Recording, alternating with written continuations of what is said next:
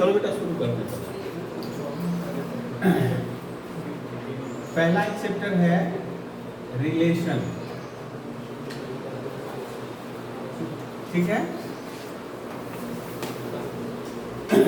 Relation में हम लोग जो कुछ पहले किए थे, धरो ए एक नॉन एम्प्टी सेट है, बी एक नॉन एम्प्टी सेट है, तो वहां एक टर्म हम लोग बात किए थे Cartesian product.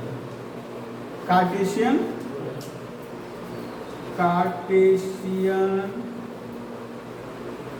Product of A and B. ये क्या है? यही है Cartesian product of A and B. A cross B को ही हम लोग क्या कहेंगे? अब आपको कभी कभी लगेगा कि वेक्टर प्रोडक्ट है, नहीं, हम लोग क्या कर रहे हैं, लिटा कर रहे हैं ना, रिलेशन कर रहे हैं। तो ये क्या है? Cartesian product of A and B. अब यहाँ भ्रम होगा कि Cartesian product of A and B को बी क्रॉस ए भी लिख सकते हैं, नहीं, वो तो बोलेंगे Cartesian product of B into B and A, ठीक है ना। ए क्रॉस बी और बी क्रॉस ए अलग अलग चीजें, हल्का सा हम बता दे रहे हैं। मान लीजिए ये क्या है? Set of order pair. ये क्या होगा बेटा? Set of order pair x y such that x comes from A and y comes from B, ठीक है ना। for all x comes from A and y comes from B। जैसे हम लोग ले A equals to 1 2 3 और B लिए A B C D, ठीक है। ए लिए 1 2 3, बी लिए ए बी सी डी। तो अब यहाँ पे यदि हम बोले बेटा जो यहाँ डिफाइन किए हैं, ए क्रॉस बी क्या होगा बेटा? इस हिसाब से 1 ए 1 बी 1 सी 1 डी, फिर क्या होगा? 2 ए 2 बी 2 सी 2 डी, फिर उसके बाद क्या होगा बेटा? 3A 3B 3C and 3D, okay. तो A क्रॉस B ये हुआ। यदि हम बोलते B क्रॉस से क्या होगा? यदि B क्रॉस से हम बात करते बेटा, तब क्या होता? देखिए B, यानी तब हम लिखते x y, लिखेंगे x y, x comes from B and y comes from A। यानी पहला एलिमेंट जो होगा, जिसको हम लोग भुज कोटि कहते थे, एब्सिसा ऑर्डिनेट कहते थे, तो एब्सिसा ए से आएगा, ऑर्डिनेट बी से आएगा। जब हम लिख दें ये, तो एब्सिसा यानी एक्स कहां से आएगा? बी से आएगा, और वाई कहां से आएगा? ए से। तो यहां क्या होगा बेटा?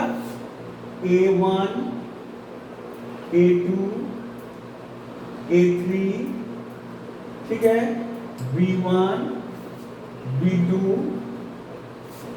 B3, similarly C1 C2 C3, उसके बाद है D1 D2 एंड D3।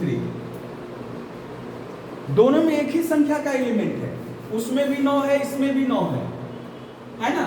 देखिए 1 2 3 4 5 6 7 8 9 10, ओ 9 बोल रहे हैं, 3 4 जा 12 है, वहां पर भी 12, ठीक है ना। दोनों जगह 12 ही एलिमेंट है। लेकिन बेटा एक हम लोग पढ़े थे जब कोऑर्डिनेट ज्योमेट्री सीख रहे थे, या कोऑर्डिनेट ज्योमेट्री जब बिगिनिंग था, वहां बताया गया था कि x, y और y, x ये इक्वल पॉइंट नहीं होता है। हाँ बिछा लीजिए ऑब्वियसली बिछा लीजिए। अच्छा देखिए बेटा, ये जो x, y और y, x यानी ये अलग पॉइंट है और ये अलग पॉइंट है। दोनों ही कोऑर्डिनेट ज्योमेट्री में यदि बात करें, जैसे सपोज 1 2 और 2 1, यदि आप ड्रॉ करो बेटा, तो ये 1 और 2 यहाँ पॉइंट है, 2 1 कहाँ होगा? 2 1 यहाँ पॉइंट है, दोनों तो अलग अलग पॉइंट है। इसका मतलब x y और y x नॉट इक्वल्स।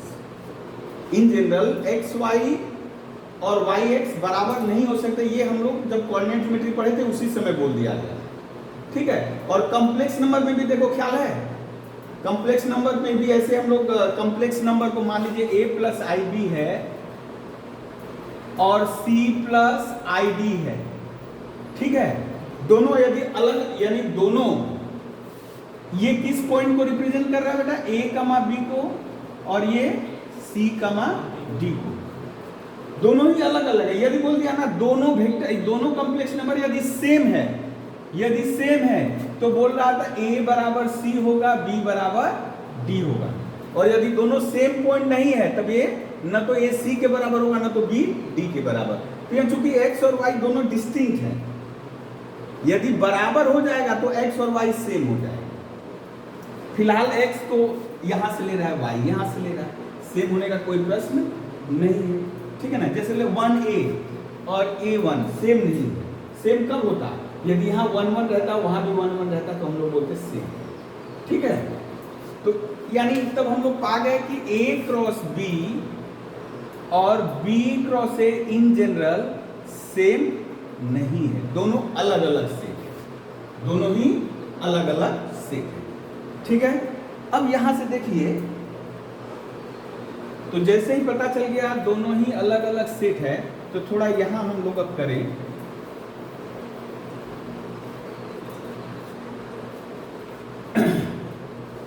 हम लोग पढ़े थे ए में जैसे फिलहाल कितने एलिमेंट है बेटा, cardinal number of A, cardinal number of A यानी number of element in A. A में कुल कितने एलिमेंट है, 3।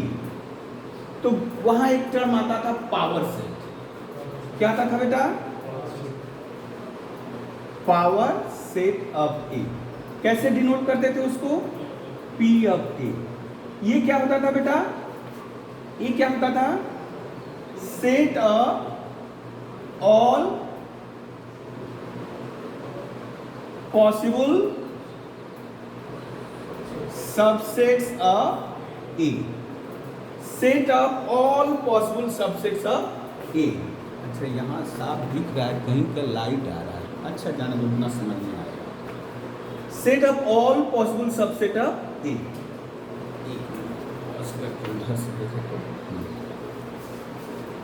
तो set of all possible subsets of A क्या क्या होगा बेटा बोलो, ए का सबसेट क्या होगा, 5 होगा। एक एक एलिमेंट का चुनाव करो, 1 2, याद आ रहा है सब,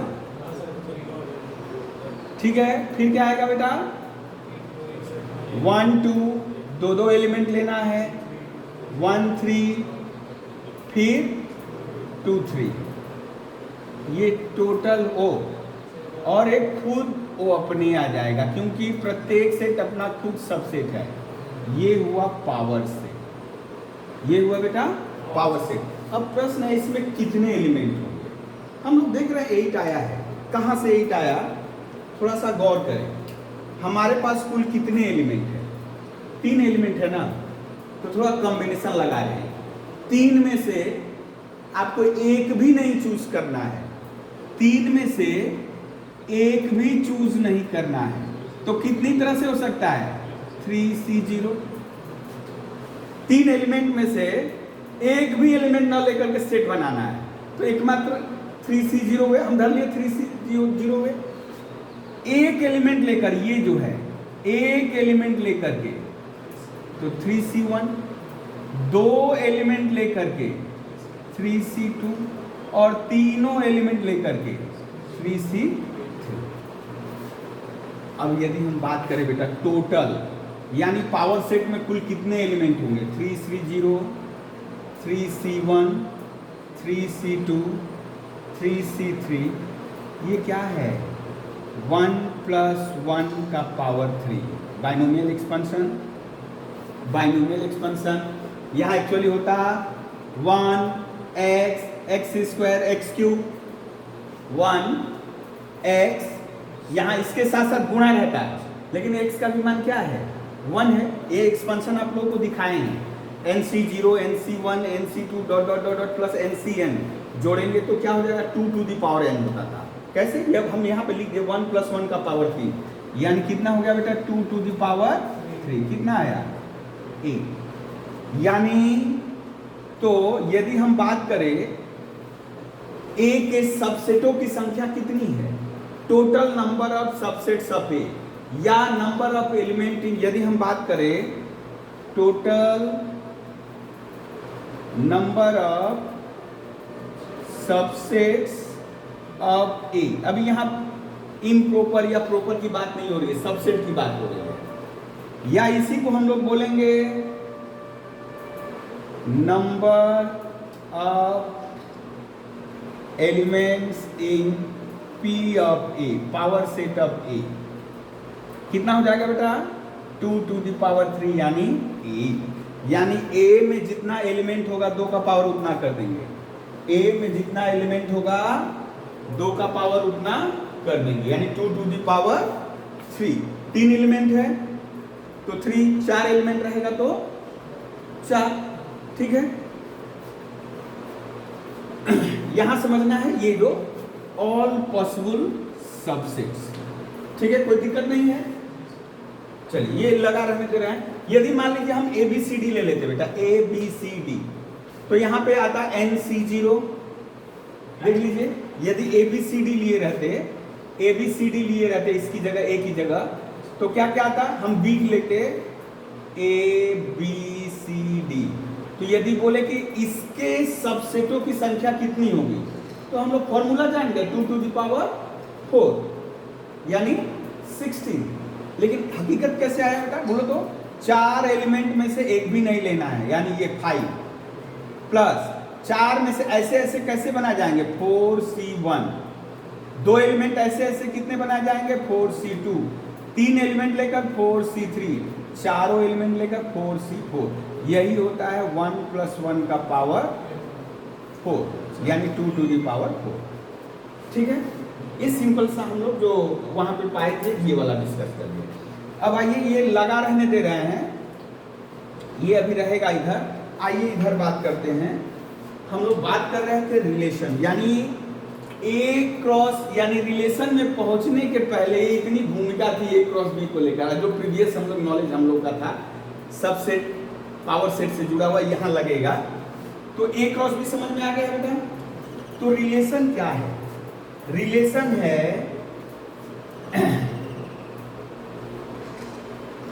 एनी, अच्छा इफ यहां लिखे A and B are 2 non integer,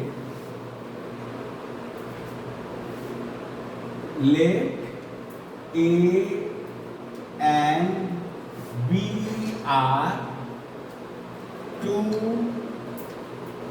non-empty sets, then any subset of A cross B, then any subset of A cross B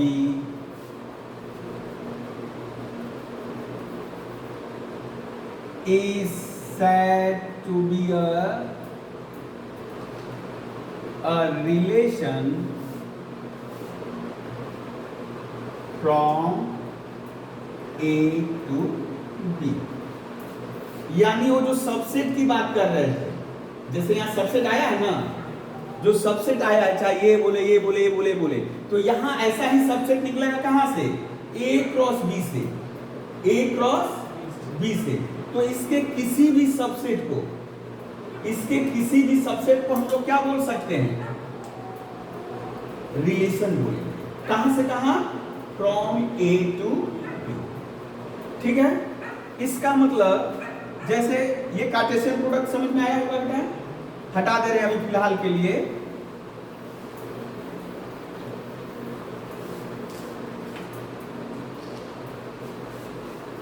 in general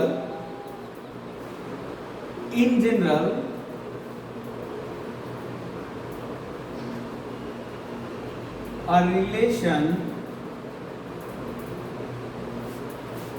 from A to B is denoted by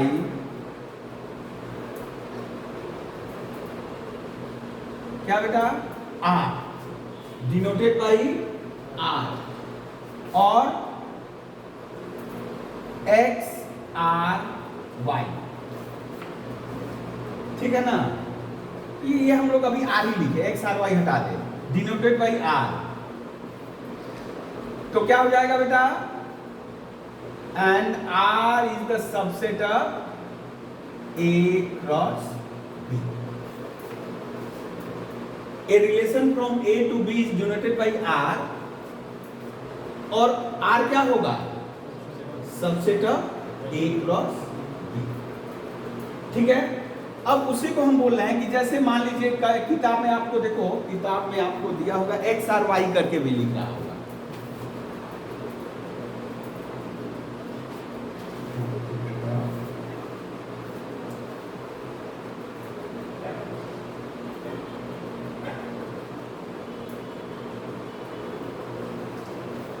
जैसे मान लीजिए कोई x Y है, are में है, तो ये obviously ये एक्स वाई कहाँ होना चाहिए, ये बोला है बेटा R is the subset of A cross B. तो हम लोग क्या जानते थे, कोई एलिमेंट आर में है वो जरूर किस में होगा, वो जरूर किस में होगा, ए क्रॉस बी में। एक्स वाई जरूर ए क्रॉस बी में, यदि आर में कोई एलिमेंट है तो वो जरूर ए क्रॉस बी का ही होगा। अभी एक्स कहां से होगा बेटा, एक्स हम लोग जान गए ए से, वाई कहां से होगा, बी से। ये हम लोग जैसे अभी कुछ देर पहले पढ़े थे, क्योंकि ए क्रॉस बी में एक्स वाई है, यानी एक्स ए में रहेगा, वाई बी में रहेगा। अब ये जो लिख रहे हैं x y belongs to R, इसी को हम लोग लिख सकते हैं, हाँ बेटा, ओ अच्छा, x कमा वाई बिलोंग्स टू आर, इसी को लिख सकते हैं x रिलेटेड टू y। क्या लिखेंगे, आप पढ़ेंगे इसको, x is related to, x is related to y। ठीक है, अच्छा, आपको ऐसे भी दिया जा सकता है, ऐसे भी दिया जा सकता है, दोनों का मतलब एक ही है। ठीक है, अब जैसे हम लोग कुछ ये ऐसे, अब ये तो पता चल गया आर क्या है बेटा, subset of A cross B. R क्या है, subset of A cross B. अब प्रश्न है, पहला ही प्रश्न कि तब ए क्रॉस बी कि ऐसे कितने रिलेशन डिफाइन किए जा सकते हैं, how many such relation can be defined from A to B, या what is the total number of relation that can be defined from A to B. A से B कितने ऐसे रिलेशन डिफाइन कर सकते हैं, यानी कितने ऐसे सबसेट, वही रिलेशन, मतलब रिलेशन को क्या समझना है, ये सबसेट रिलेशन को हमको समझना है, ए क्रॉस बी का सबसेट। यदि इसको समझ लिए तो मैटर क्लियर हो गया, सबसेट। तो आइए, ए क्रॉस बी हम लोग अभी अभी पाए थे ना बेटा। अब प्रश्न है, सबसे पहले ए क्रॉस बी में कितने एलिमेंट होंगे। मान लीजिए हम लोग मान लिए ले एन ऑफ ए धर लिए एन, चूंकि ए और बी को क्या बोला गया है बेटा, नॉन एम्प्टी सेट, खाली नहीं रहेगा, वॉइड सेट नहीं होगा, जरूर एक आध एलिमेंट रहेगा। तो वही n of A equals to n, n of B equals to हम धर लिए एन, यानी number of element in A n, number of element in B N.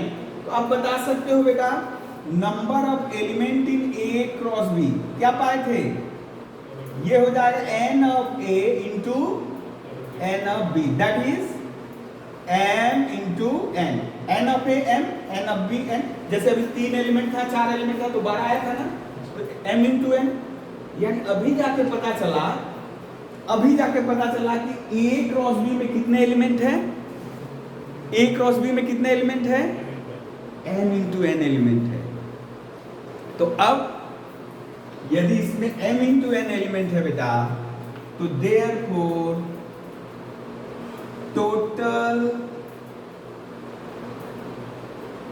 number of relation means यहां लिख दे रहे हैं subsets of A cross B.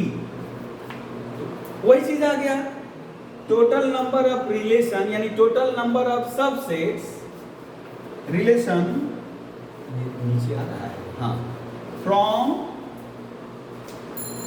A to B equals to कितना हो जाएगा बेटा? A to B equals to 2 to the power, जैसे यहां पाए थे 4 एलिमेंट है तो 4 आया है, 3 एलिमेंट है तो 2 का पावर 3 आया है, तो यहां कितना एलिमेंट है बेटा? m इंटू n है, तो हम लोग लिख देंगे m into n। a cross b में कितना एलिमेंट है? m क्रॉस n, तो यहां हो जाएगा 2 to the power m cross n। ठीक है, क्लियर है बेटा? या इसको ऐसे भी सोच सकते हो, 2 to the power number of element in a into number of element in b। ठीक है, यानी total number of relation that can be, यहां पे ऐसे भी रह सकता है, that can be defined from A to B. बात एक ही है, ठीक है। अब चलिए क्वेश्चन ले लेते हैं, इसको इरेज कर दे रहे हैं।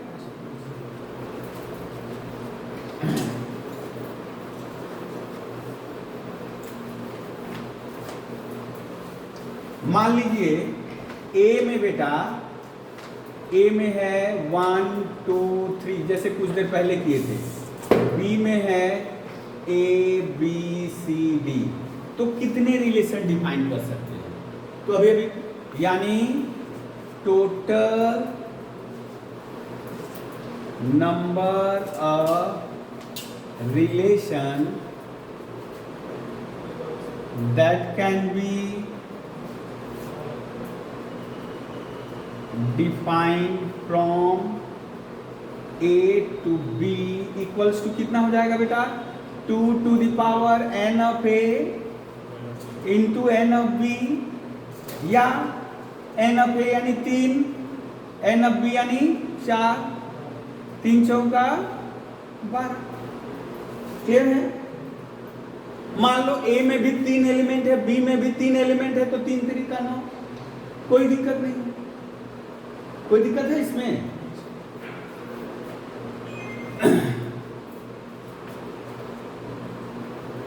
इसी तरह यदि हम ले ले a इक्वल्स टू, यानी n of a equals to, ये 1 नंबर लिए, 2 नंबर बेटा n of a equals to 3, n of b equals to 1, तो बोले कितने रिलेशन हो सकते हैं? टोटल नंबर ऑफ रिलेशन यानी 2 to the power n of a into n of b, यानी 3 इंटू 1, 3 इंटू 1, इतना ही रिलेशन डिफाइन कर सकते हैं। 2 टू दी पावर 3 यानी 8 ही रिलेशन डिफाइन कर सकते हैं। ठीक है, यहां तक क्लियर है? कोई दिक्कत है इसमें?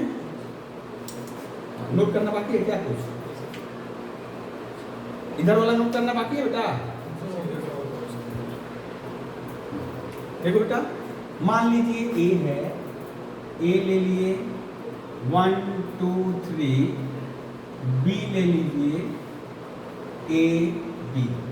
आपको कुछ हम लिख रहे हैं, बताना है रिलेशन है कि नहीं। R1 लिख दिए, 1A 1B 2A, 2 नंबर। R2 1B 1C 2A, 3 नंबर। R3 A1 1 2 4,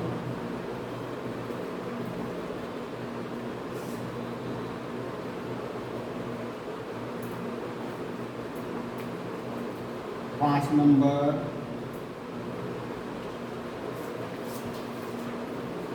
6 नंबर। ओह, ये वाला तो गड़बड़ हो जाएगा, जाने हम लोग बाद में। अभी देखिए बेटा, तो अभी देखिए तो इधर वाला ये तो बड़ा गड़बड़ हो जा रहा है, जाने गड़बड़ हो रहा है। अभी कुछ देर पहले जो लिखे थे बेटा, x y यदि R में है तो ओ एक्स वाई ए क्रॉस बी में आप सीधे सीधे देखिए ना, आर सबसेट अब क्या होना होगा। अच्छा यहां देखिए, यदि हमको आर और ए क्रॉस बी के बारे में पता है तब ये चिन्ह मत देना इक्वल। जब तक भेद है, आर कितना है, ए क्या है, बी क्या है नहीं पता है, तब हम इक्वल का साइन दे देंगे, क्योंकि उसमें बराबर भी हो सकता है या ये प्रॉपर और सुपर हो सकता है। लेकिन यहाँ तो पिक्चर साफ है कि ए क्रॉस बी निकालोगे और R1, इसमें 3 ही एलिमेंट है, इसमें तो 6 एलिमेंट होगा, है ना, तो बराबर का संभावना नहीं है। फिलहाल हमें मतलब है सबसेट का।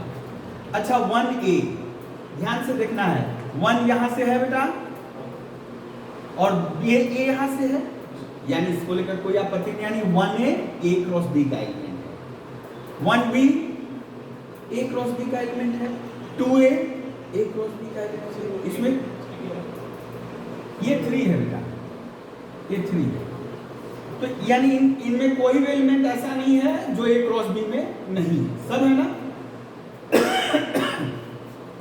तो इसका मतलब हम लोग बोल सकते हैं बेटा R1 is the subset of A cross B, बोल सकते हैं ना।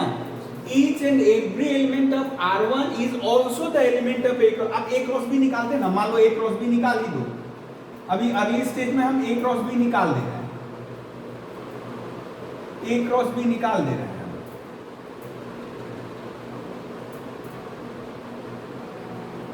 देखिए सारा एलिमेंट है ना बेटा, देखिए 1A यहां है, 1B यहां है, 2A यहां है, तो इसका मतलब R1 is a relation from A to B, clear है, from A to B, क्योंकि R के सारे एलिमेंट A क्रॉस B के हैं या A क्रॉस B में है, that is why R is the subset of A cross B and hence by definition R1 is the relation। बात करते हैं R2, 1B है, 1B है, 1C, ओ बाबा 1 तो है A में लेकिन C तो B में नहीं है, as 1C not belongs to A cross B, R2 में है, as 1C R2 में है, but 1C not belongs to A cross B, क्यों? C not belongs to B, C B का एलिमेंट है ही नहीं, इसका मतलब सबसेट हुआ। ये 2A है, रहने दो, कहीं एक जगह हमको आपत्ति यदि हो गई, किसी एक एलिमेंट को लेकर यदि हमको आपत्ति हो गई, तो हम लोग बोलेंगे कि ये उसका सबसेट नहीं है। जब सबसेट नहीं है तब क्या हो जाएगा, ये R2 के बारे में आश्वस्त हो जाएंगे, R2 is not a relation, is not a relation. बात समझ में आया है जी? क्यों? C नहीं है B में, C यदि B में नहीं है तो 1C A क्रॉस B में हो ही नहीं सकता, ऑल्दो 1C R2 में है, कोई दिक्कत इसमें? अब आइए R3, A1 तो 1A है, A1 तो नहीं है, 1A है, A1 है, A1, अब जैसे कि जरूरत नहीं है कि आप लिखो A1 belongs to R3 but A1 not belongs to A cross B, आप जरूरत नहीं इतना लिखने का, आप सीधे लिख दो इसकी जगह as A not belongs to A, 1 not belongs to B, and hence प्रश्न ही नहीं उठता कि A1 A क्रॉस B में है, तो R3 रिलेशन नहीं है। यदि नहीं है, यदि आपको दिखाना है कुछ चीज नहीं हो रहा है, नहीं मान रहा है, आप एक सुंदर सा कोई एक छोटा सा लेकिन निकाल दो, नुस्ख निकाल दो, ये वाला नहीं है, सब हमको नहीं दिखाना, बहुत सारे हो सकते हैं नेगेटिव, हमको केवल एक नेगेटिव दिखा देना है कि अच्छा यही तो गड़बड़ है। लेकिन जब होगा तो सबको बोलना होगा, जैसे हम टेस्ट करके सब देखे नहीं आते हैं तो, लेकिन यदि नहीं है तो हमको देख लेना है किसके लिए क्वेश्चन एराइज कर रहा है। इसी तरह यहां देखें बेटा, अच्छा, therefore R3 is not a relation. R3 is not a relation from A to B. आप बोल सकते हो 1B तो है, 1B है ना, लेकिन कोई एक बोल दे रहा है कि ना हम नहीं मान रहे हैं, तो फिर R3 के ऊपर जवाबदेही हो जाएगी, वो रिलेशन नहीं होगा। अब इसको देखो बेटा, R4 को ये रिलेशन है, 1B देखिए इसी में है, 3B इसी में है, या जरूरत नहीं है, जो ये पहला एलिमेंट है देखो A से है, दूसरा एलिमेंट B से होना चाहिए, बस ऐसे भी। अब मान लो A में बहुत सारे एलिमेंट है, B में बहुत सारे एलिमेंट है, तो क्या हम मान के 5 एलिमेंट इसमें, 6 एलिमेंट इसमें, तो हम 536 कैरेक्टर लिखेंगे ऑर्डर पे, बहुत लंबा हो जाएगा। तो इसलिए हम क्या करेंगे, देखेंगे पहला एलिमेंट A से है, दूसरा एलिमेंट B से है, यदि ऐसा है तब ठीक है। ओके, तो इसका मतलब R4 जो है इज अ रिलेशन, ठीक है, R4 इज ए रिलेशन। लेकिन अब देखिए इसमें तो कोई एलिमेंट नहीं। आप खोजो कि सर बोले थे रिलेशन नहीं दिखाने के लिए, कोई एक एलिमेंट खोज ले, कोई एक एलिमेंट खोज ले कि जो A क्रॉस B में नहीं है।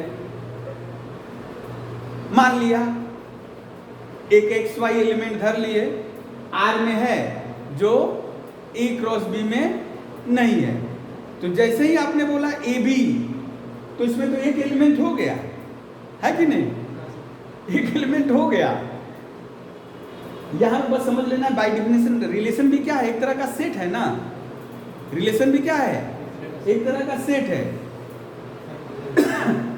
तो phi is always a subset of any set, यानी ये जो है A क्रॉस B का सबसेट होगा बाय डेफिनेशन, ठीक है ना।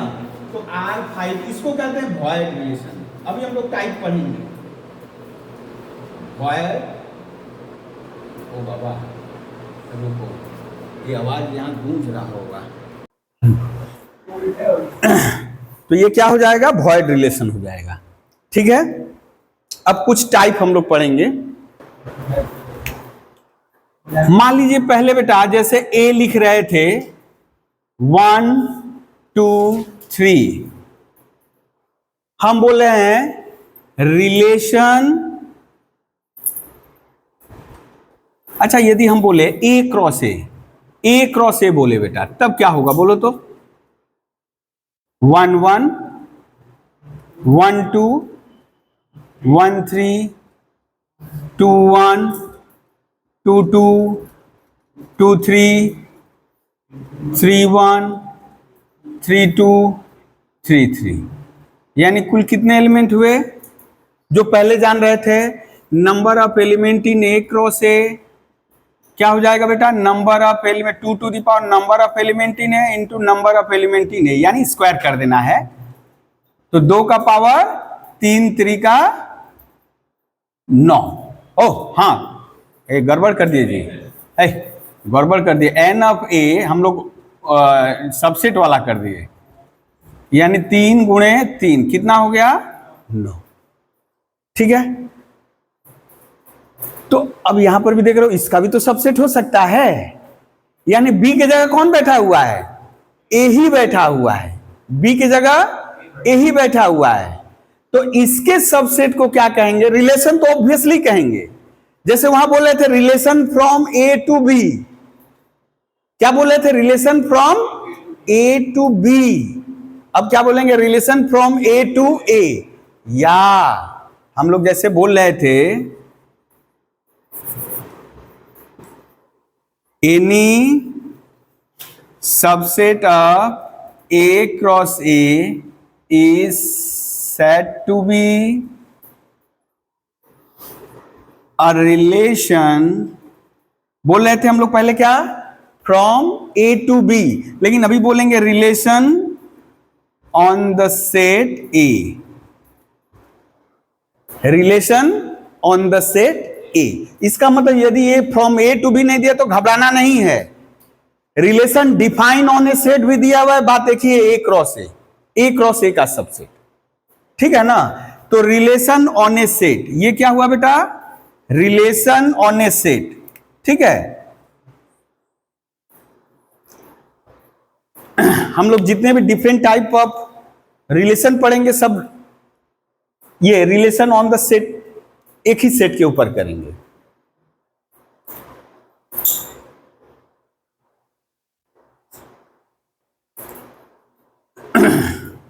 अब जैसे हम लोग करें, मान लीजिए जैसे यहां लिए ही हुए हैं, एक धर लिए r equals to r1, r1 धर लिए बेटा 1 3 2 2 3 2, r2 ले लिए 2 3 3 3, इतना रहने दो। देखो तो दोनों ही रिलेशन है ना, दोनों ही रिलेशन है ना। क्यों? आप कोई भी एलिमेंट ले लो, ये पहला वाला ले लो चाहे दूसरा वाला ले लो, सब तो यही से ही है ना।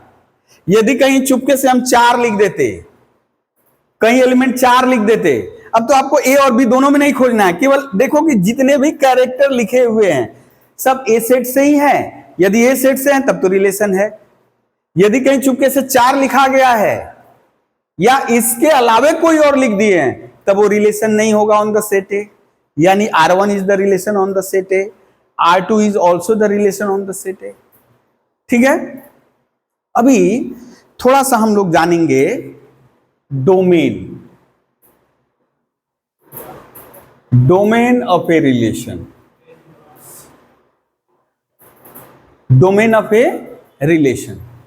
ठीक है, तो डोमेन कहने का मतलब होता है बेटा, ये जो आप रिलेशन पाए हो इसके पहले एलिमेंट की टोटलिटी, ये जो आप पाए हो पहले एलिमेंट की टोटलिटी। ठीक है, तो यानी हम लोग लिख रहे हैं डोमेन ऑफ ए रिलेशन। मान लीजिए let R be a relation defined on non, अच्छा जैसे ही सेट लिख दिया ऑन ए सेट ए तो ए ऑब्वियसली नॉन एम्प्टी हो जाएगा, है ना। जैसे हम बोलिए are be a relation define on A set ए, तो क्योंकि हम लोग जब डिफिनेशन दिए थे तो ए को नॉन एम्प्टी सेट ही लिए थे, लिखे थे ना स्टार्टिंग में, let A and B are two non empty set, वो फाई रह ही नहीं सकता है तो नॉन एम्प्टी सेट है। तो define on A set A, then domain of R is defined as, आप ऐसे लिखोगे डोम R। ठीक है ना। अच्छा, फंक्शन हम लोग पढ़े थे तो फंक्शन जैसा ही है, कुछ फंक्शन जैसा ही है, फंक्शन ही है। इसी का एक स्पेशल पार्ट हो गया मैपिंग, मैपिंग का स्पेशल पार्ट हो गया फंक्शन।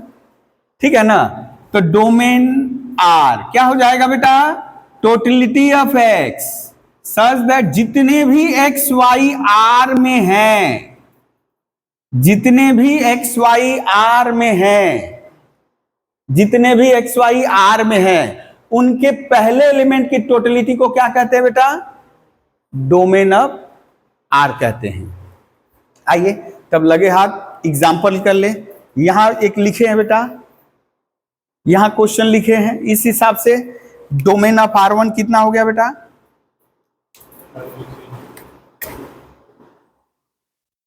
डोमेन ऑफ R1 कितना हो गया। तो पहला एलिमेंट केवल आपको इकट्ठा करना है 1 2 3। ठीक है, और डोम ऑफ, ए बाबा ये नाम भी थोड़ा अटपटा हो जा रहा है, 2 3, ये पहला एलिमेंट की टोटलिटी की है बेटा 2 3, ए हो गया डोमेन, डोमेन हो गया। ठीक है ना।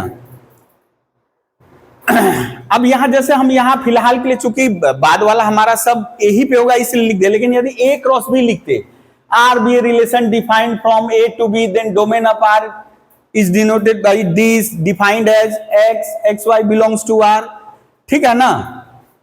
तो वहां पे अलग अलग आएगा। फिलहाल के लिए हम चूंकि सेट ए लिखे हैं तो सारा एक्स और वाई ए से ही रहेगा। यदि ए क्रॉस बी लिखे रहते बेटा तो एक्स ए से आता, वाई बी से आता, तब वहां कुछ स्पेशल नाम रहेगा। फिलहाल के लिए हम यही रहने दे रहे हैं। अच्छा, अब इसके बाद आता है रेंज। डोमेन को लेकर कोई दिक्कत है? यहां जैसे हो गया पहला एलिमेंट का टोटलिटी। अब रेंज, सिमिलरली रेंज क्या हो जाएगा? Range of a relation. ये सब चीज एक ही लिखो, सब चीज एक ही लिखो। हम सीधे सीधे फॉर्मूला पे लिख दे रहे हैं। रेंज ऑफ आर क्या हो जाएगा बेटा? Totality of y such that x y belongs to are.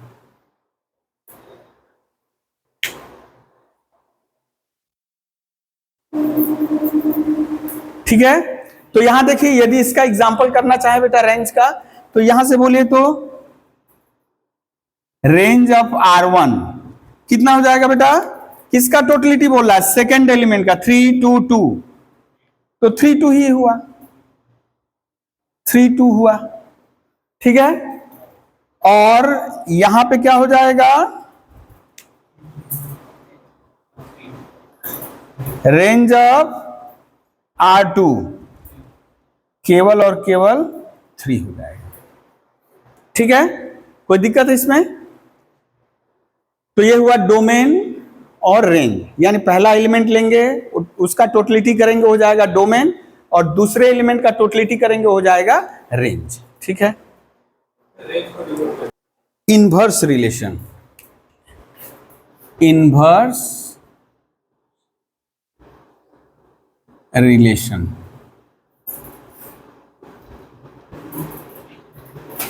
अच्छा, मान लीजिए are be a relation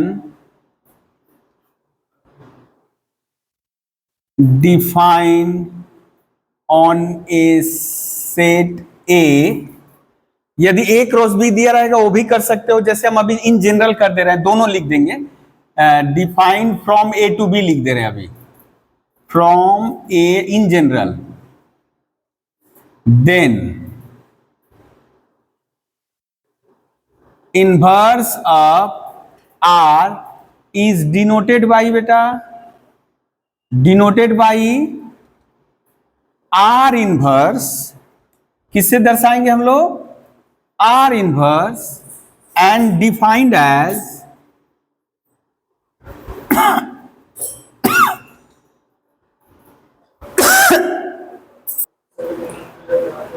defined as, देखो बेटा, R inverse equals to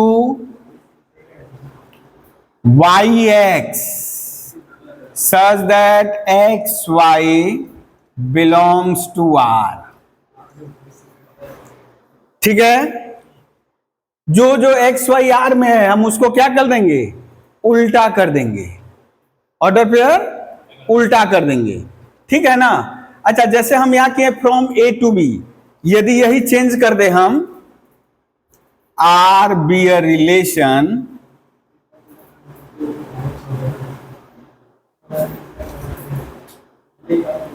defined on A, then बाकी सब एक ही चीज रहेगा। Inverse of R is denoted by, एक ही चीज, बस इसकी जगह हम क्या कर दिए? डिफाइन ऑन ए सेट ए। कोई दिक्कत नहीं। जैसे यहां पर एक बात है, एक्स ए में रहेगा, वाई बी से रहेगा, लेकिन हम ए लिख दिए मतलब एक्स भी ए से, वाई भी ए से, कोई फर्क नहीं पड़ेगा। एंड डिफाइंड एज, एक ही चीज है, and defined as R inverse equals to वही वाई एक्स। हाँ, यहां एक चीज मैटर करेगा। अब यदि हम बात करें बेटा डोमेन ऑफ आर इनवर्स, क्या आएगा बेटा बोलो तो? Y such that x y belongs to R. आप लिख सकते हो y x belongs to R inverse, लेकिन हम केवल यहां से लिखे x y belongs to R. ये क्या होता है जी? ये क्या है? रेंज ऑफ आर है ना बेटा? डोमेन यदि बोलेंगे तो पहला एलिमेंट का टोटलिटी, तो वाई है पहला एलिमेंट, तो इसका टोटलिटी। अरे ये तो पढ़े थे क्या? ये तो रेंज ऑफ आर, और यदि रेंज ऑफ आर इनवर्स करें क्या आएगा बेटा? X x y belongs to R, ये हो जाएगा डोमेन ऑफ आर। ठीक है, डोमेन ऑफ आर। अच्छा मान लीजिए हम एक निकाल लीजिए तो झट से, आर दिया हुआ है 1 2 2 1 3 1 1 3। ए बेटा आर इनवर्स निकालिए, तो आर इनवर्स निकालिए। अच्छा ए यहां दिया हुआ, ए हम लिख दे रहे हैं 1 2 3। हाँ, बिना ए का, बिना सेट का रिलेशन का कोई मतलब नहीं है। आप जब भी रिलेशन लिखोगे तो एक सेट जरूर दिया रहेगा, क्योंकि हम तो बोल ही रहे कि रिलेशन ऑन ए सेट या relation from A to B, set जब तक नहीं दिया रहेगा रिलेशन का कोई मतलब नहीं। आर इनवर्स, आर ये दिया है तो आर इनवर्स क्या होगा? एक्स वाई को क्या कर देना है, बदलोगे तो क्या हो जाएगा? सेम आएगा। तो आर इनवर्स, अच्छा in general R inverse R बराबर नहीं होता है, कभी कभी हो सकता है, इन जनरल नहीं होता है ना। जैसे हम लिखे 1 2 3 1 लिख देते, इसको हटा दें तो बराबर होगा, क्योंकि 2 1 तो नहीं रहेगा, है ना। फिलहाल जो हम लिए उसके हिसाब से आर और आर इनवर्स सेम हो गया, लेकिन हमेशा होगा ऐसा जरूरी नहीं है। इन जनरल आर और आर इनवर्स सेम नहीं होगा।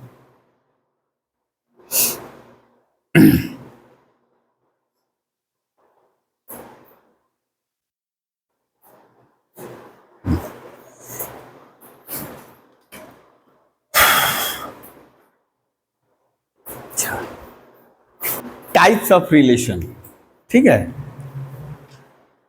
ये अभी हम लोग करेंगे बेटा। Types of relation,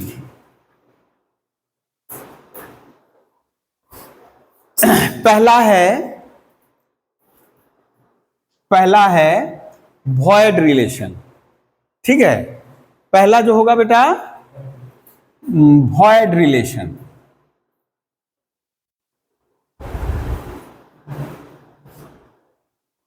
void relation मतलब वो जो लिखे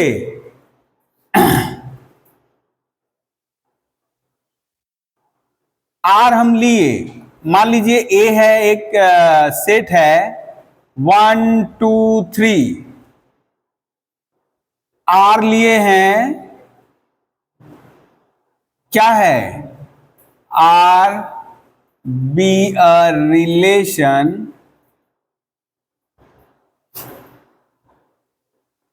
डिफाइंड ऑन, अच्छा जरूरत नहीं है, आर इक्वल्स टू फाई ले लो, ये फाई ही केवल लिख दे। फाई क्या है बेटा? सबसेट ऑफ ए होगा। फाई क्या होगा? सबसेट ऑफ ए होगा। तो फाई को ही क्या कहेंगे? फाई इज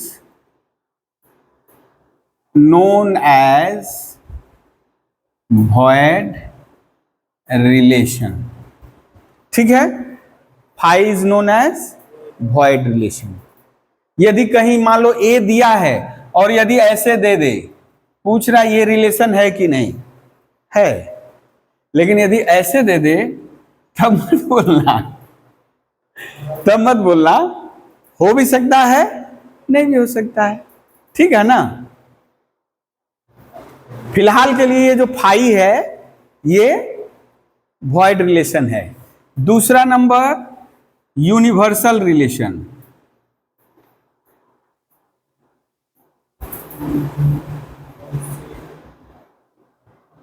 ठीक है ना। मान लीजिए A and B are two non empty set.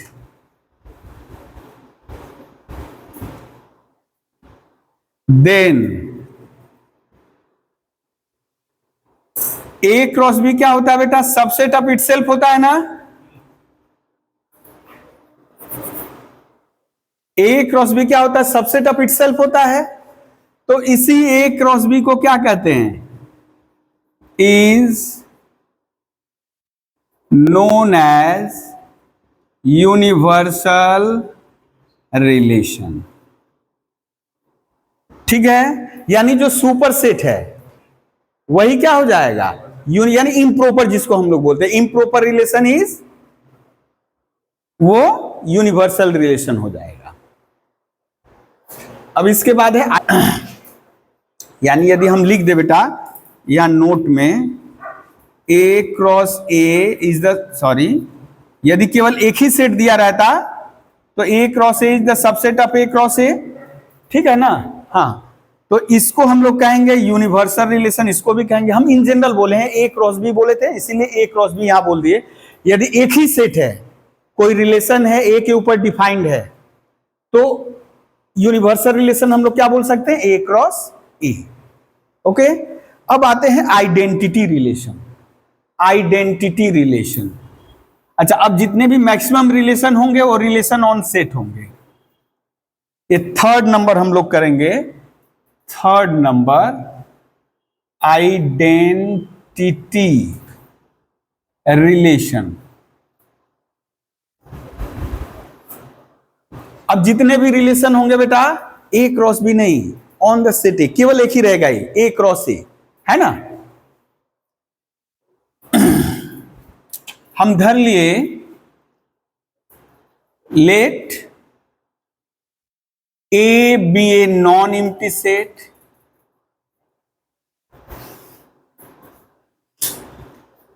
And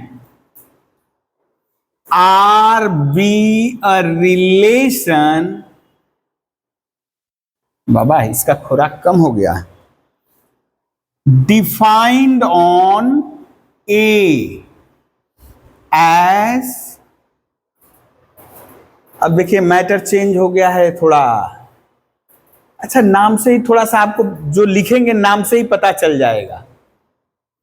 identity relation, let A be a non empty set and R be a relation defined on A as R equals to x x for all x belongs to ए।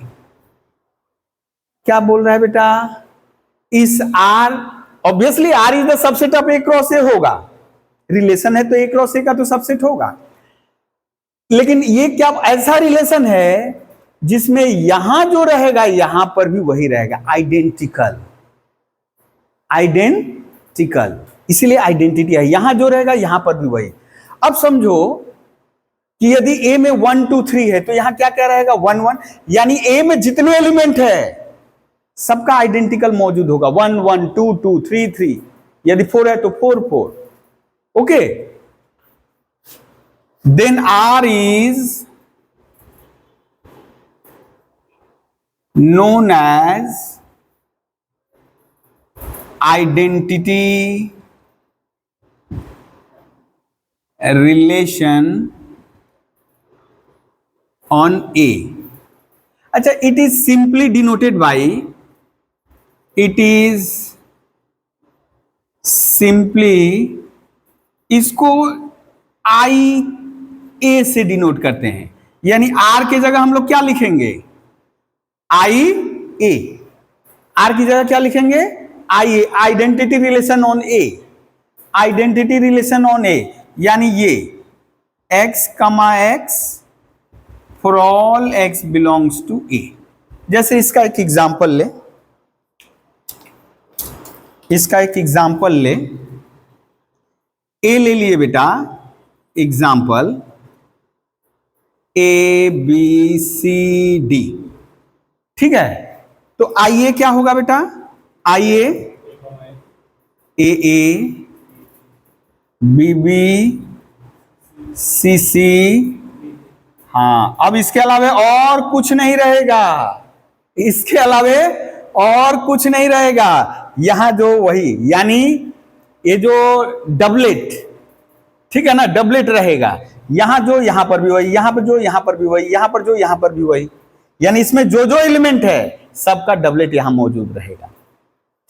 लेकिन यदि हम बोले बेटा, यानी ये identity relation है, यदि हम बोले A A B B C C A D, देखो बेटा यदि लिख दे A A B B C C A D, तो ये आइडेंटिटी रिलेशन है। क्यों? D D not belongs to this, और एडी तो रहेगा ही नहीं, है ना। तो खैर फिलहाल के लिए इतना समझ लेना है, आइडेंटिटी रिलेशन मतलब जितने भी एलिमेंट रहेंगे उनके डबलेट रहेंगे, यानी ए ए रहेगा, ऑर्डर पेयर में दोनों सेम रहेंगे, एक्स और वाई दोनों सेम रहेंगे। इसलिए यहां दिया है फॉर ऑल एक्स, यानी ए में जितने भी एलिमेंट है सबका डबलेट मौजूद रहेगा। अच्छा, ये इसलिए साफ साफ बता दिए कि अब जो आपको कंफ्यूजन क्रिएट होगा, क्योंकि उसमें भी ये मैटर रहेगा, लेकिन इसके अलावे भी कुछ रहेगा। सपोज जैसे हम बोले, सपोज जैसे अभी लिखे, ये अभी लिख दिए बेटा एक रिलेशन लिख दिए, मान लीजिए ए लिखे हैं 1 2 3, अरे बाबा उल्टा हाथ से, हाँ, तो 1 1 है, 2 2 है, 3 3 है, 3 2 है, 3 3 है।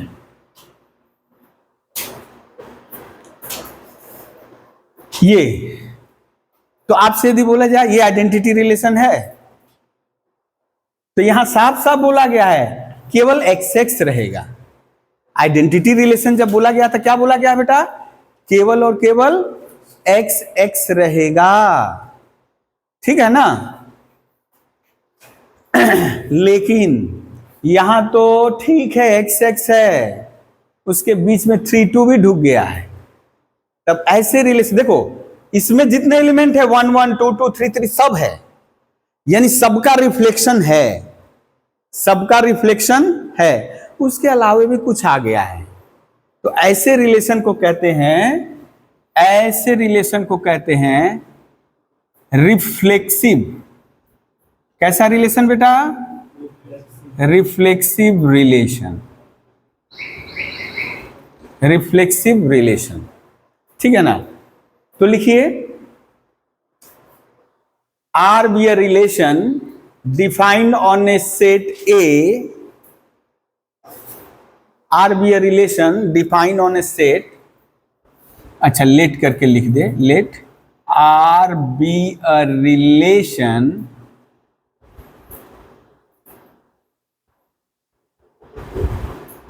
डिफाइन ऑन अ सेट, जैसे ही आर रिलेशन बोल दिए और ए सेट पे डिफाइन है तो नॉन एम्प्टी लिखना ही नहीं है। ये चूंकि हम पहले लिख दिए हैं, आर तो बाद में लिखे हैं, आर बाद में लिखे हैं, सेट पहले लिख दिए इसलिए यहां नॉन एम्प्टी लिख दिए। लेकिन हम पहले ही रिलेशन लिख दिए डिफाइन ऑन ए सेट ए, तो आपको यहां नॉन एम्प्टी सेट ए लिखना ही नहीं है, क्योंकि वो नॉन एम्प्टी होगा ही। On A set A such that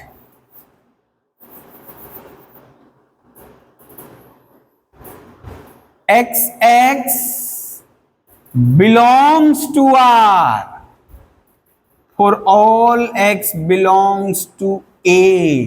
थोड़ा सा ट्विस्ट है, लगेगा आपको यही चीज तो बोला जा रहा है, लेकिन है अलग। बोला ना, X में A में जितने भी X हैं, ए में जितने भी एलिमेंट हैं,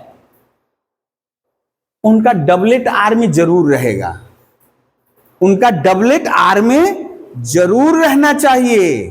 लेकिन ये तो कहीं नहीं बोला है कि कुछ दूसरा नहीं रहना चाहिए।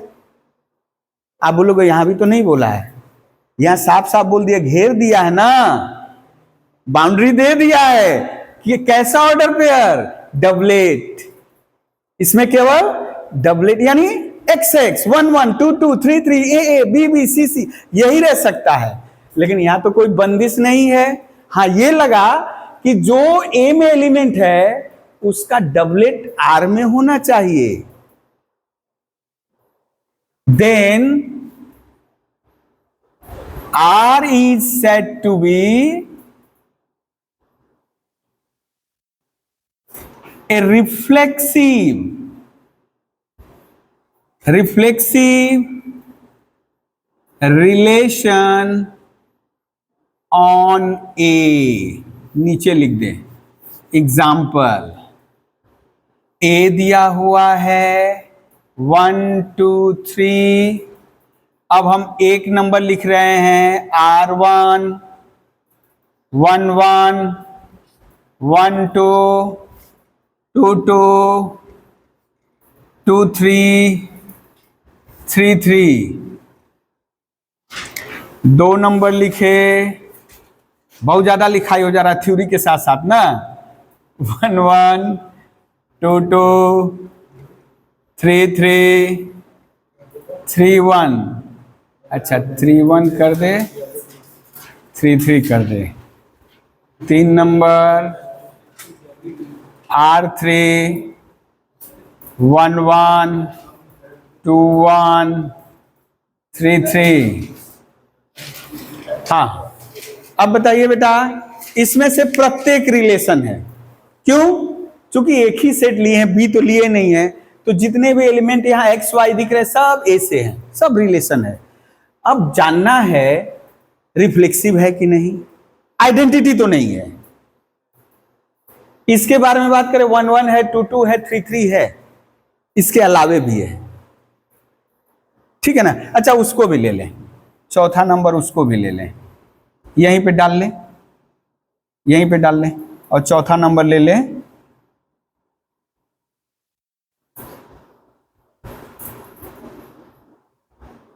हाँ। तो यहां जो हिसाब हम लोग देख रहे हैं, x x belongs to R for all x belongs to A. तो देखिए बेटा 1 1 है, 1 1 2 2 3 3 रहना चाहिए, 1 1 है, 2 2 है, 3 3 है। अब दूसरा रहे चाहे ना रहे वो कोई फर्क पड़ने वाला नहीं है। इसका मतलब R2 क्या है, R2 इज रिफ्लेक्सिव। कहा नीचे ऊपर भी तो है। R1 1 1 है, 2 2 है, 3 3 है, तो R1 इज रिफ्लेक्सिव ऑन ए, ठीक है, या reflexive relation on A. R3 बेटा 1 1 2 2 3 3 है, वो तो बोला है वो जरूर रहना चाहिए, कोई रहे चाहे न रहे, तो है। तो R3 is a reflexive relation on A. अच्छा हाँ, every identity relation is reflexive, every identity relation is reflexive, but converse is not true. क्यों? ये रिफ्लेक्सिव है लेकिन आइडेंटिटी है नहीं है ना। तो every identity relation is reflexive, यहां पे इसीलिए हम डाल दिए। अब बताइए बेटा 1 1 है, 3 3 है, लेकिन दुर्भाग्य से 2 2 not belongs to R4, 2 2 not belongs to R4, and hence R4 is not reflexive। हाँ वो तो बोल रहा है सारा डबलेट, कुछ और रहे चाहे ना रहे लेकिन डबलेट रहना चाहिए, डबलेट रहना चाहिए। क्लियर है बेटा? अब कुछ दूसरा ले, मसाला वाला थोड़ा सवाल लेंगे अब हम लोग। ये तो नंबर सिस्टम से जुड़ा हुआ था ना, अब थोड़ा सा दूसरे तरह का। चलिए क्वेश्चन। बाबा ये तो दिख ही नहीं रहा है, एक साइड से गायब हो गया।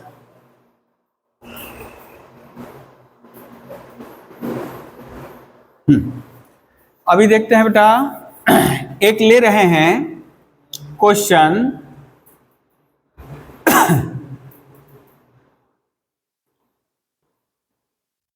Late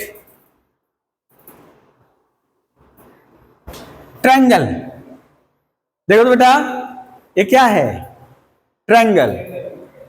set of all triangle, set of all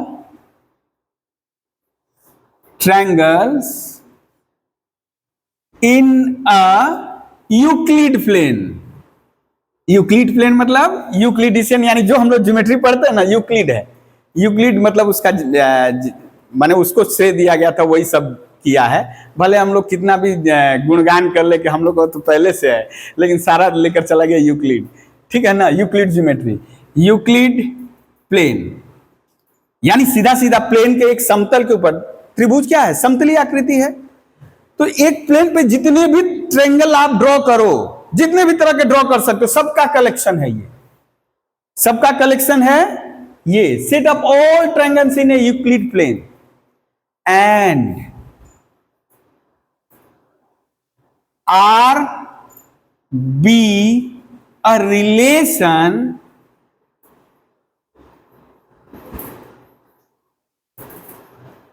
defined on set up all triangle as।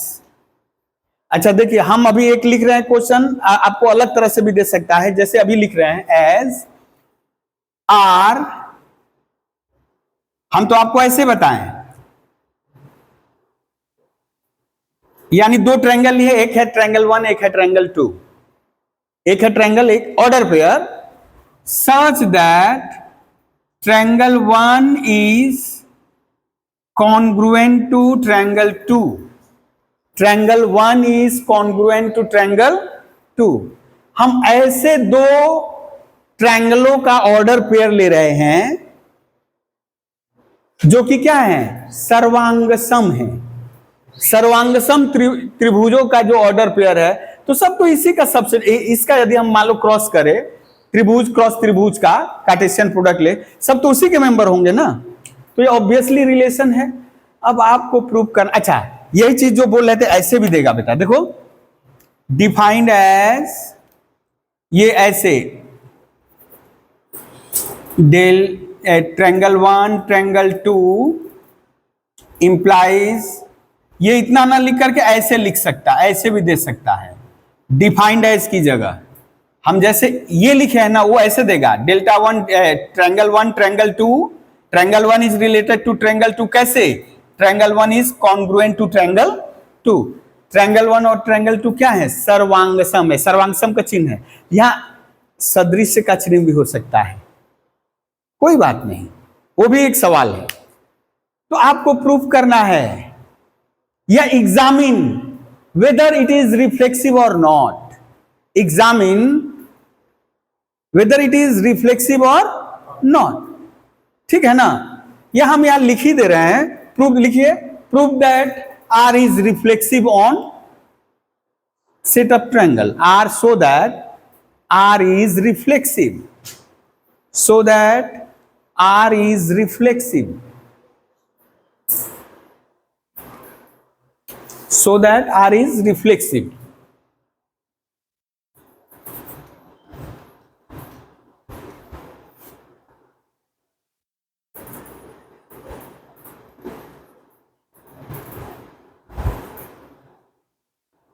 R is reflexive। इसको अच्छा, ओ ये वाला मिटा क्यों रहे हैं, यही तो अभी लगेगा ना। हाँ ये वाला, और ये इतना दिया रहेगा अथवा इसकी जगह ये दिया रहेगा, ये जो नहीं जरूरत नहीं है। यहां जैसे डिफाइंड ऑन डेल्टा एज, ये नहीं दिया रहेगा, उसकी जगह triangle 1 related to triangle 2 as triangle 1 is congruent to triangle 2। हम लोग को ये थोड़ा लिखना ठीक रहता है, लेकिन यदि ये भी देगा तो इसका मतलब भी वही होता है, आप इसको ऐसे ही समझोगे, है ना।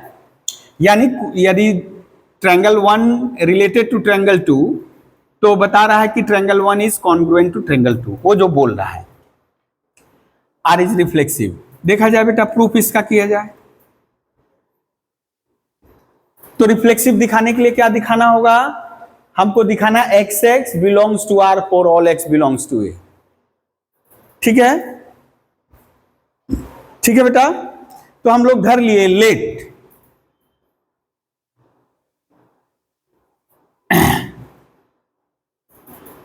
let any triangle 1 belongs to any triangle one belongs to बड़ा सा ट्रायंगल। यदि दिक्कत होगा तो यहां टी कर लोगे, यहां T1 कर लोगे। यानी ये तो बहुत सारे ट्रायंगल का समूह है, उसमें से कोई एक ट्रायंगल ले लिए। अब सिंस ट्रायंगल वन, हम प्रत्येक ट्रायंगल अपने सर्वांगसम नहीं है बेटा, हम नहीं लिख सकते हैं triangle one is congruent to triangle one. प्रत्येक ट्रायंगल अपने ही सर्वांगसम नहीं लिख सकते हैं। मान लीजिए वही ट्रायंगल को उसी के सर्वांगसम नहीं बोल सकते हैं, ऑब्वियसली बोल सकते हैं। क्यों? सर्वांगसम होने के लिए क्या चाहिए? इस त्रिभुज की तीनों भुजाएं उस त्रिभुज की तीनों भुजाओं के बराबर है, तो वो त्रिभुज खुद वही त्रिभुज की तीनों भुजाओं से कंपेयर कर रहे हैं, तो प्रत्येक त्रिभुज अपने सर्वांगसम है। तो ट्रायंगल वन इज सर्वांग कॉन्ग्रुएंट टू, ओह अच्छा अच्छा अच्छा, हाँ ये जो साइन है, हाँ ठीक बोले, नहीं तो गड़बड़ हो जाएगा। ये है कॉन्ग्रुएंट, हाँ और जाकर के बढ़िया से स्पेलिंग देख लोगे, यही है CONGRUENT, कॉन्ग्रुएंट। हाँ कभी कभी U और N एक जैसा हो जाता है, देखो U और N एक जैसा हो गया, इसलिए बढ़िया से चेक कर लोगे कॉन्ग्रुएंट। हाँ तो देखिए बेटा, triangle one is congruent to triangle one, है ना? अरे तब तो ये तो वही बोल रहा है कि जो कॉन्ग्रुएंट है, ये क्या बोल रहा है? जो कॉन्ग्रुएंट ट्रायंगल है वही तो आर रिलेशन में है। बोल रहा है कैसे ऑर्डर पेयर रहेंगे? जो कॉन्ग्रुएंट, ये बोलने का मतलब क्या है? आर बताया है ऐसे ट्रायंगल जो कॉन्ग्रुएंट है उसी का ऑर्डर पेयर है। तो ये जो triangle one congruent to triangle one, हम लिख सकते हैं बेटा triangle one comma triangle one दोनों कॉन्ग्रुएंट है तो बिलोंग्स टू आर। हम तो फॉर एनी लिए थे ना, कोई भी एक, तो इसका मतलब फॉर ऑल, यहां एनी पर्टिकुलर लिखते तो बात दूसरी रहती, कोई भी, ये जो ट्रायंगल वन कोई भी एक हो सकता है, तो कोई एक लिए देख रहे हैं उसका triangle one belongs to R, क्योंकि कॉन्ग्रुएंट है। ट्रायंगल टू भी ले तो triangle two belongs to R, triangle three belongs to R. अरे इसके अलावे भी बहुत सारे हैं, लेकिन जो मुद्दा था कि यानी 1 1 2 2 3 3 4 4 सब रहना चाहिए, तो देखिए फॉर ऑल हो आ गया ना बेटा, यही चीज x belongs to R, x belongs to R, for all x belongs to a, तो r को क्या बोल सकते हैं? This implies R is reflexive on this, ठीक है, reflexive on triangle।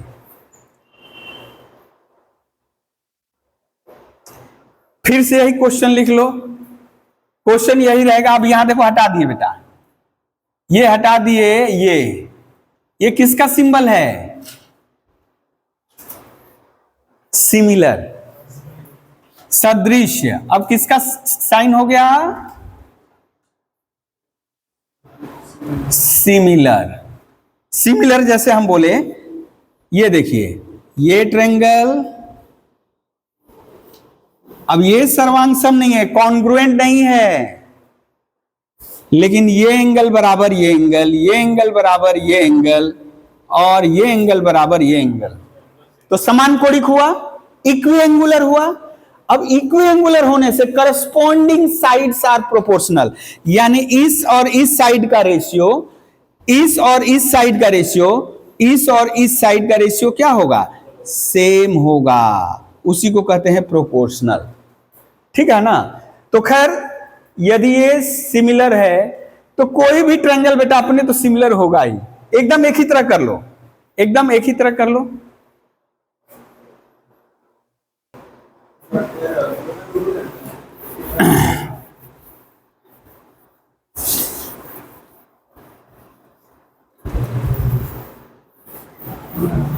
इसी तरह यदि मान लो बेटा, ओ पॉकेट में रखें, इसी तरह मान लो यदि हम, यदि धरो एल ले लिए बेटा, एल ले लिए क्या, set up all lines in a plane, set up all lines in a plane. पहले वाला क्वेश्चन मिटा दिए हैं। ओ सिमिलर टू वाला, ओ ठीक है। L1 comma L1 not belongs to R। यदि कोई लाइन अपने ऊपर यदि परपेंडिकुलर नहीं होगा तो उनका ऑर्डर पेयर R में नहीं रहेगा। ये क्या बोल रहा था, ऐसा ऑर्डर पेयर जिसमें पहली लाइन दूसरी लाइन के परपेंडिकुलर है। जैसे हम लोग ये और ये परपेंडिकुलर है, ये परपेंडिकुलर, ये परपेंडिकुलर, ये परपेंडिकुलर है, तो इनका समूह। अब बोले यही लाइन अपने ही परपेंडिकुलर कैसे होगा, नहीं हो सकता है ना। परपेंडिकुलर यदि है तो 90 डिग्री। अब यदि हम धरे कि ये दोनों लाइन है तो 0 डिग्री, अब 0 डिग्री 90 डिग्री कैसे कर देंगे। तो L1 comma L1 not belongs to R and hence R is not reflexive, R is not reflexive. और भी तरह से आएगा, मान लो कि एक्स वाई करके दे देगा और एक्स वाई की जगह दे दिया आपको, जैसे एक्स हम लिख रहे हैं अभी एक क्वेश्चन, इरेज करें बेटा इसको।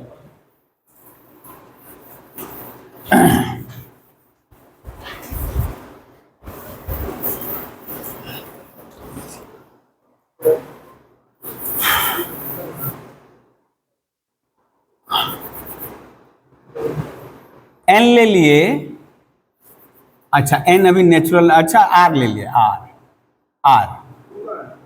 ओ ये ऐसे थोड़ा कर लेना बेटा, ये आर में थोड़ा सा एक तरफ डबल लाइन कर लेना है, क्योंकि आर रिलेशन भी लिखेंगे तो थोड़ा सा गड़बड़ हो जाएगा, इसीलिए डबल लाइन कर लेना। यहां पे क्या है, सेट आज केवल रिफ्लेक्सिव ही बताएंगे, ठीक है ना। रियल सेट अप रियल, हाँ वैसे हिसाब से आज ही 3 रिलेशन है, तीनों खत्म हो जाना चाहिए मुख्य रूप से, रिफ्लेक्सिव, ट्रांजिटिव और सिमेट्रिक्स। तो हम लोग अभी रिफ्लेक्सिव पे ही हैं, है ना। तो set up real number and R be a relation. अच्छा कोई दिक्कत है बेटा तो हम इसको रो कर दे रहे हैं, देखो रो, रो भी लिख सकते हो, कोई दिक्कत नहीं है। हम भले ही इन जनरल आर से डिनोट किए, वहां कुछ भी यूज कर सकते हो। Rho be a relation defined on R as ये set of order pair such that x equals to y. क्या बोल रहा है बेटा, x इक्वल्स टू वाई।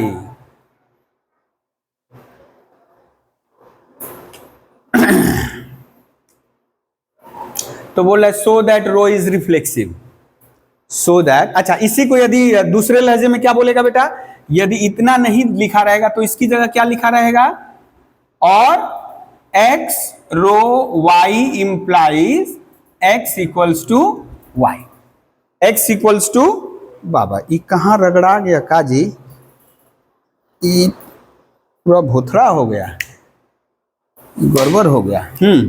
देखिए बेटा, so that rho is reflexive, so that rho is reflexive on setup.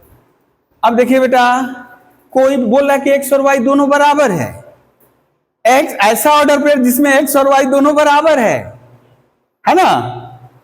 इसका मतलब यदि हम ले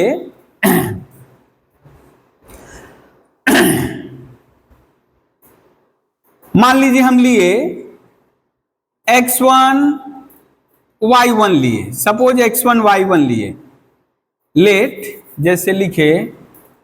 अच्छा हिसाब से यदि हम लोग ऐसे सोचे बेटा, यहां यहीं से पता चल जा रहा है, एज सॉल्यूशन एक ही बार वहीं से हम लोग लिखे, as x equals to y, x equals to y, यानी x का जितना मान है y का भी उतना ही मान है। तो हम ले लिए क्या, हम ले लिए k से, क्या ले लिए बेटा, k।